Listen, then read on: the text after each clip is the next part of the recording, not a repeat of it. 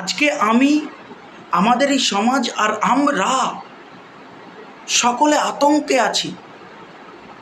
কিছু মানুষের কিছু কার্যকলাপের জন্য, কিছু স্বার্থপর মানুষের রাজনৈতিক স্বার্থ চরিতার্থ করার জন্য যেভাবে আজকে সমাজকে বিভাজনের দিকে ঠেলে দিচ্ছে, সেই কারণের জন্য আমরা সকলে আতঙ্কে আছি।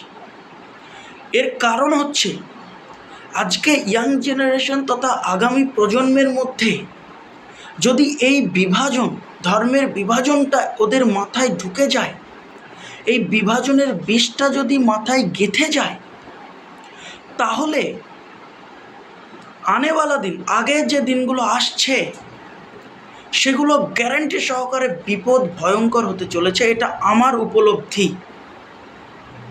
কারণ ধর্ম খুব সেন্সিটিভ জিনিস, এটা নিয়ে বিভাজন করলে রক্ত ঝরবে, রক্তের হোলি খেলা হবেই। সুতরাং এই কাজ থেকে বিরত থাকতে হবে। আমাদের ভক্ত হওয়া উচিত, কিন্তু অন্ধভক্ত নয়। বিশ্বাস করা উচিত, অন্ধবিশ্বাস নয়। মাথায় রাখতে হবে, এটা সেই ভারতবর্ষের জনগণ, ছাত্র যুব সমাজ, আমরা যে ভারতবর্ষকে 190 বছরের পরাধীনতার গ্লানি, পরাধীনতার জালকে ছিন্ন করে ভারত মায়ের কৃতি সন্তানেরা নিজের ব্যক্তি স্বার্থকে বলিদান দিয়ে, নিজের মৃত্যু ভয়কে উপেক্ষা করে ভারত মাকে স্বাধীনতা এনে দিয়েছিল।